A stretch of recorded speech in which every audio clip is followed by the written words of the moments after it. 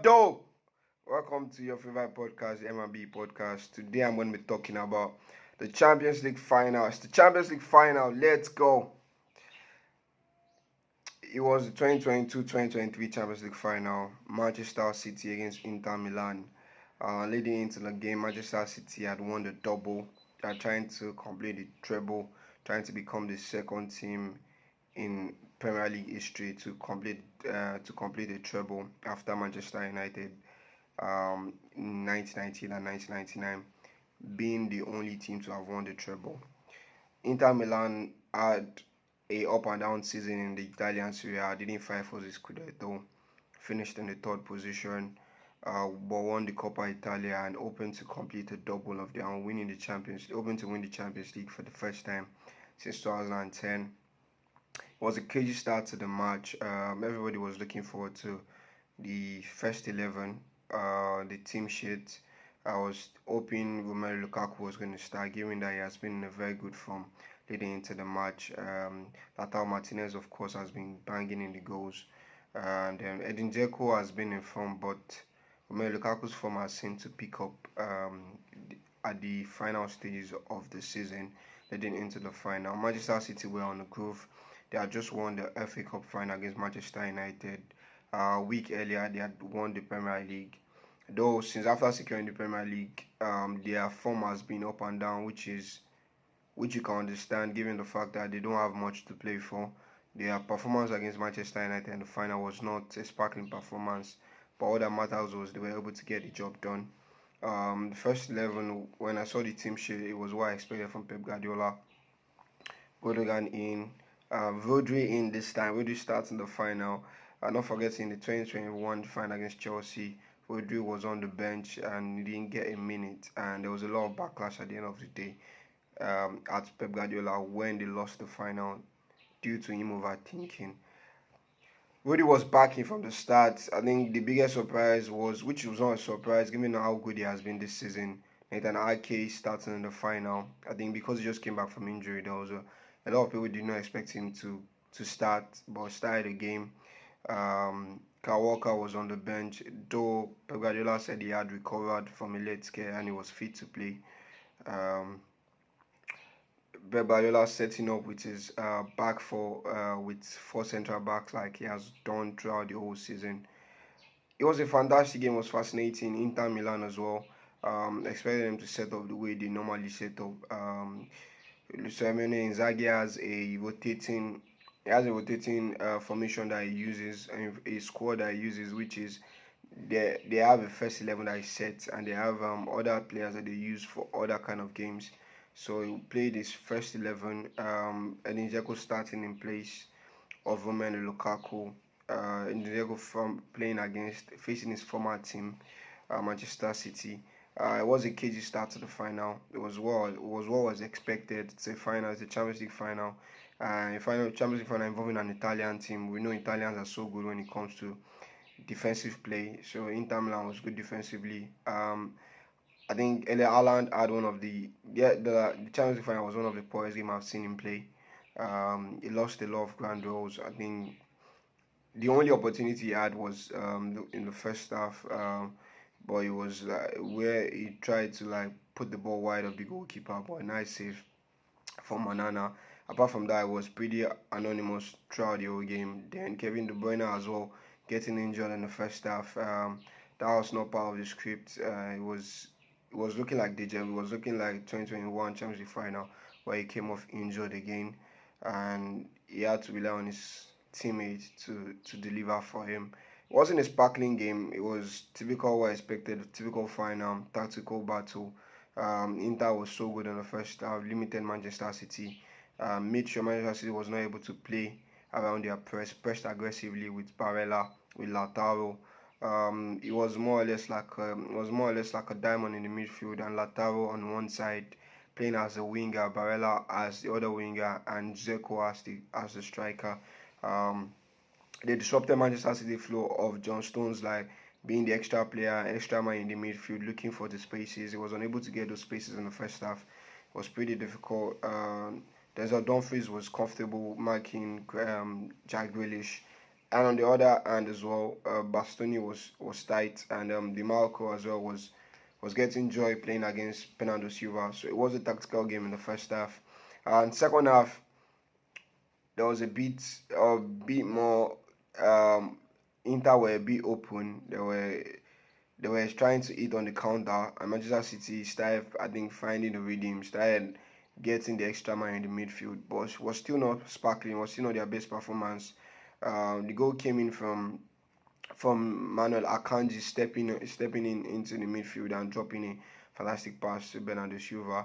Uh, I think that's the genius of Pep Guardiola with the way he set up, where the back four at the end of the day becomes a back three, and the right back goes into the midfield, and John Stones was basically playing like as an eight in the game, in the final. I think it was a good tactical display. It was a good tactical battle. Not the best of games that you would expect, but the finals, the Champions League final, at that China's finals are there to be won. Not nobody remembers whoever plays the final or how well they played. Everybody remembers who won the final. So at the end of the day, Manchester City finally they've completed the treble. They are now the second team in the history of the English Premier League to have won the treble. It was a fantastic goal by Rodri. I think it's a goal that gets better time and time again. The more you watch it, the more you see technically how sound it is, and how brilliant of a finish the goal was. Passed it into the net with a bit of pace and guile. It was impossible for Andre Onana to save that. I think one of the sparkling or one of the shining light of the final has to be Andre Onana in terms of, if you if you fail to understand how important a ball playing goalkeeper is, or how important a goalkeeper which is good that is good with the ball at his feet is, look no further than Andre Onana's performance against Manchester City. The way he pinged the balls, played some key passes. It was more or less like a fifth central back for Inter Milan throughout the whole game. He was always on the edge of his box trying to pick out passes. His average position was even actually outside his box, close to the end of the game, just pinging in long balls to Lukaku, to Lautaro, because Lukaku came in for Zeko in the second half.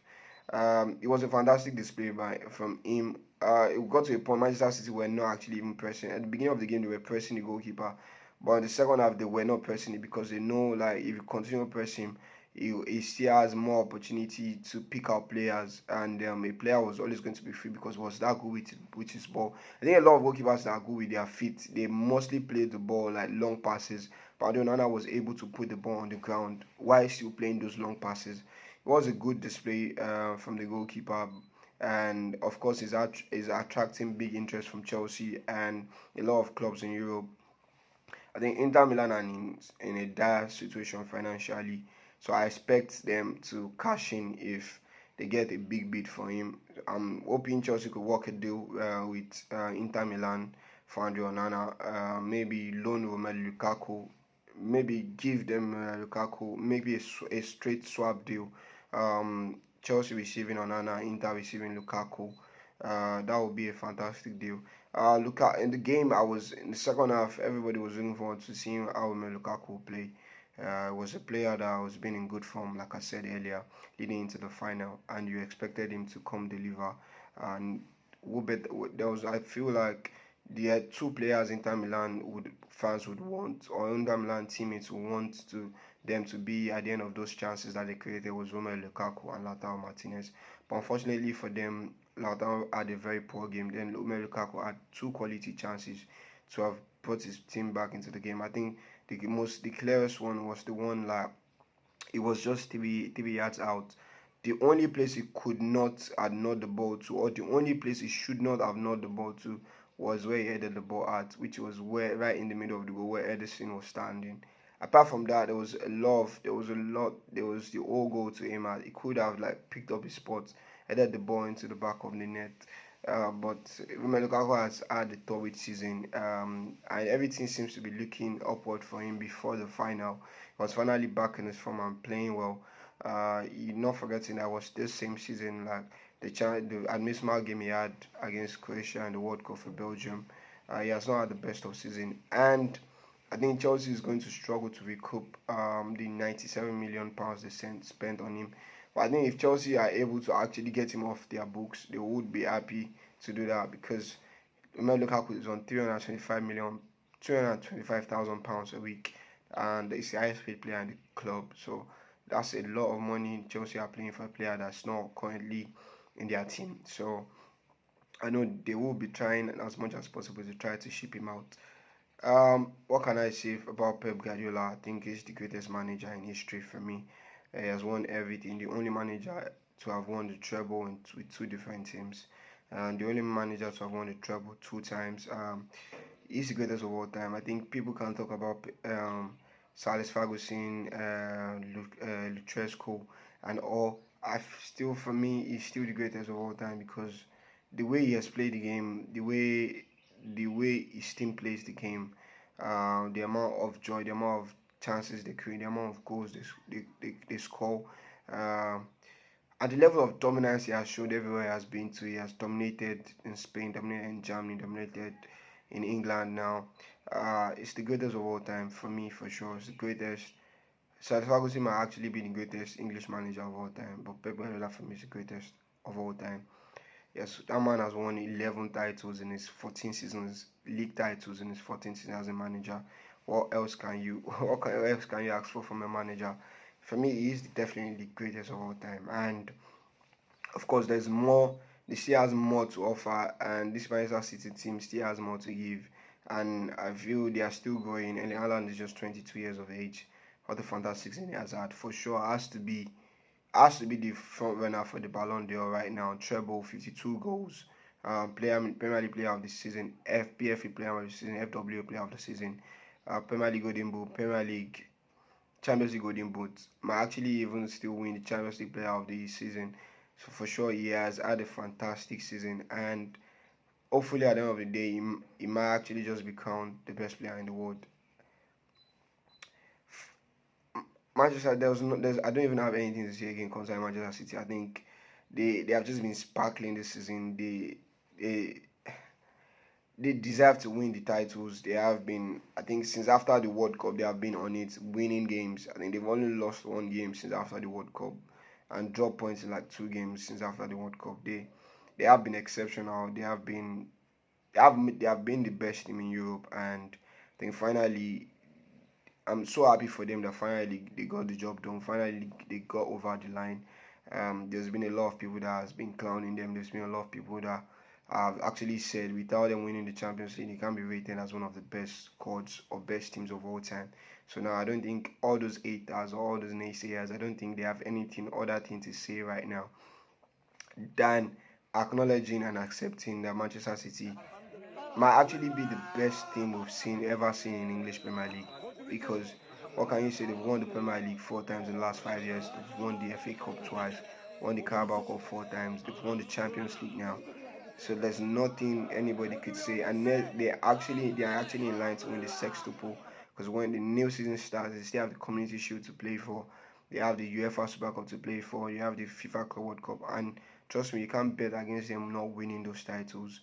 So congratulations to Manchester City, congratulations to Pep Guardiola, congratulations to the whole Manchester City board as a whole because we have to give kudos to the board because a lot of teams will have sacked their manager with the amount of players, the amount of investment they have invested in the squad.